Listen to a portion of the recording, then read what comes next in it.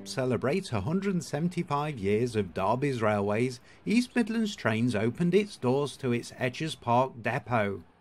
The event, which took place on the 13th of September 2014, attracted crowds from around the country, as this was the first time there had been public access to the depot.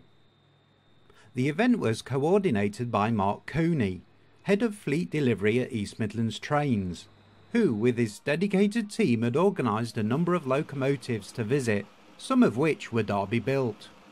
Before the gates opened, some last minute shunting was undertaken and the exhibits were put into place.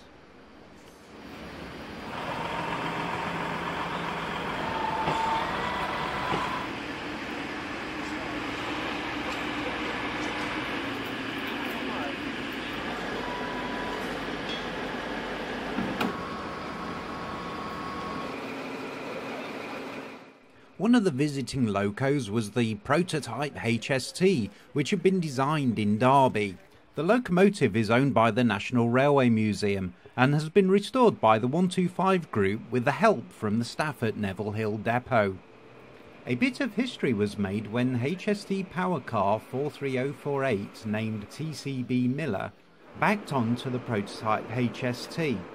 This was probably the first time the two types of power car had ever been coupled together.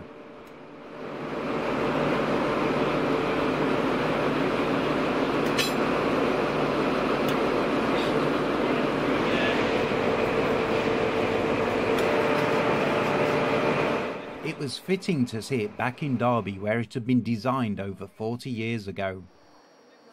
Inside the maintenance shed, the stalls were being set up, along with the model railway displays. Preparations were also being made for the naming of one of the Meridian units, which was going to take place later during the day. To help celebrate Derby's railway engineering heritage, a number of exhibits were on display that had been built in Derby, such as these two Class 44 locomotives, D4 and D8. These two locomotives are the only surviving examples of their class, and it was the first time that they had been together in well over 30 years. Another example was this Derby lightweight single unit, dating back to the 1950s. It owed its survival to being part of the Railway Technical Centre's fleet of research vehicles, and became affectionately known as Test Car Iris. It has now been lovingly restored and works on the Ecclesbourne Valley Railway.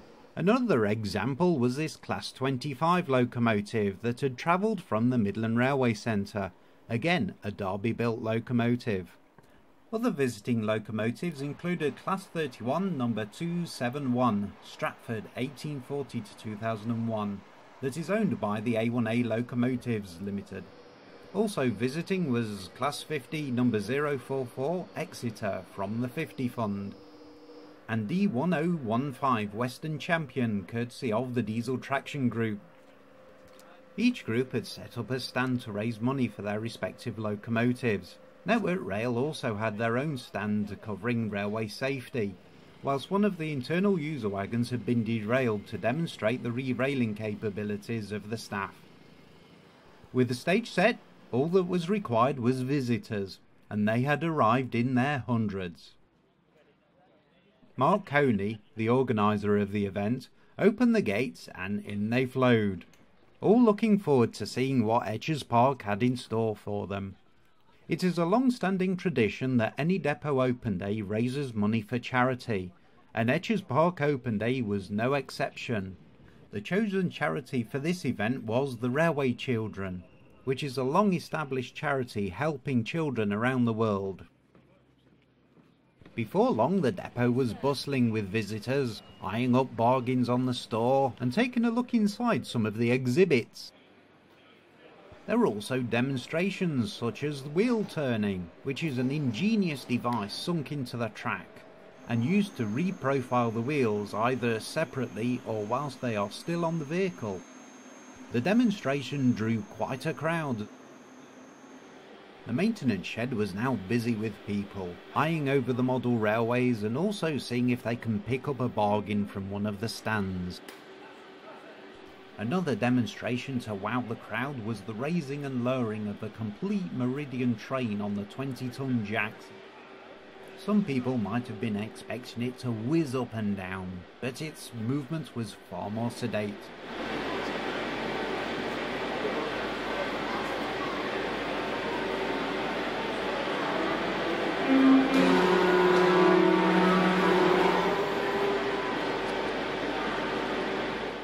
Outside, the visitors wrote down the numbers and took photos of the locomotives lined up, whilst others looked at a display of maps that had been posted on the side of the building. These depicted Etches Park through the ages, which showed a presence of the railway on the site since the 1860s. Another demonstration that the crowds lined up for was the re-railing of a wagon. This showed how, with the coordinated use of hydraulic jacks and packing, that the rail vehicle was remounted back on the rails.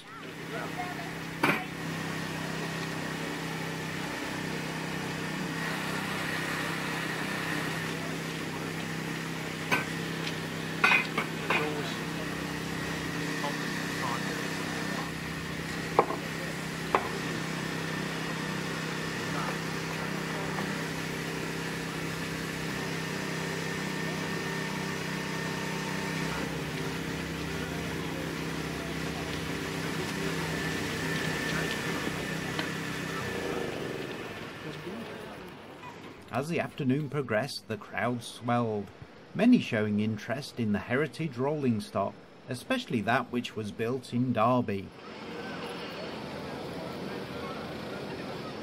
Ladies and gentlemen, we will be naming our meridian in around about 5 minutes' time. Just under 5 minutes' time, we will be naming our meridian here in the shed. Before long, everyone gathered back in the maintenance shed.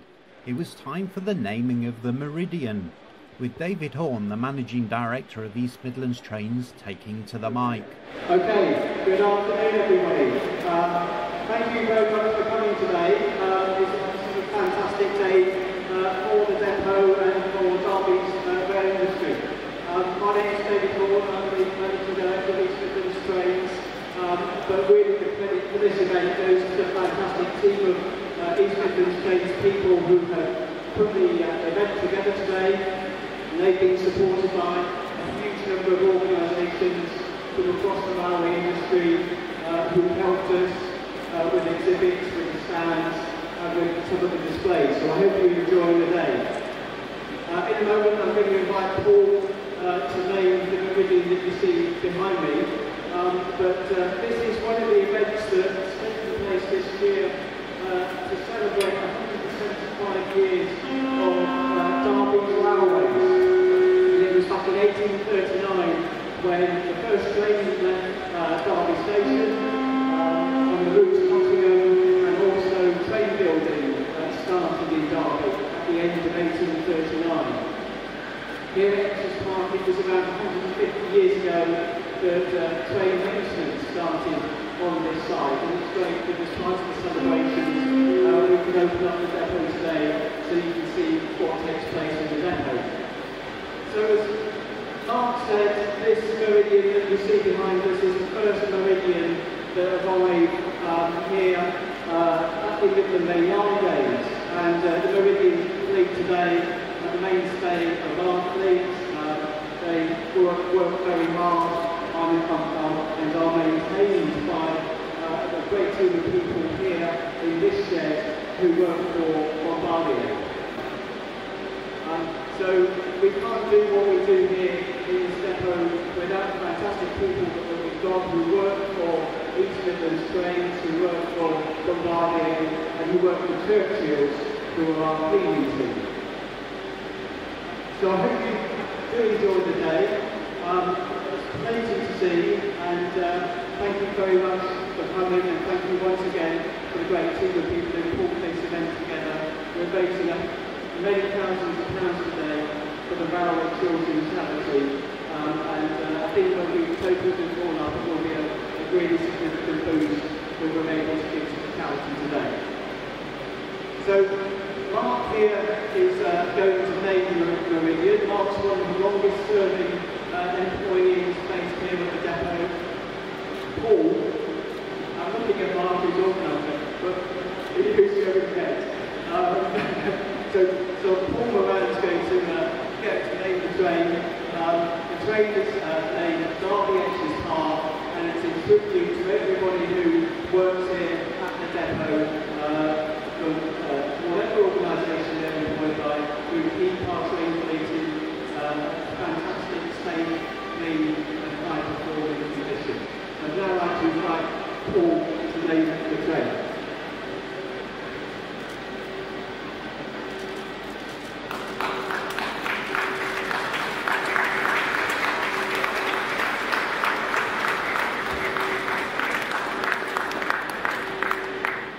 After the thrill of the naming ceremony and countless numbers of photos being taken, it was back to business as usual, exploring the stalls and enjoying the exhibits.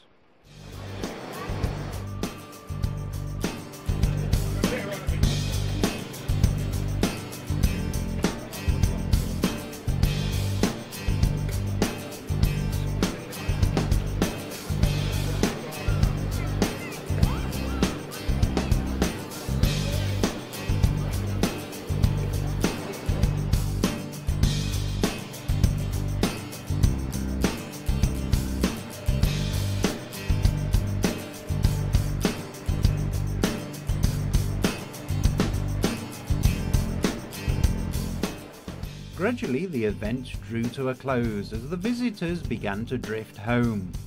It had been a fitting way to celebrate the work that goes on at Etches Park, not least because it was 175 years since the railways came to Derby, but because they had raised over £20,000 for the Railway Children charity. A massive thanks must go to Mark Cooney and his team who organised the event and made it all possible. It had been a worthwhile event and one that many hope will happen again.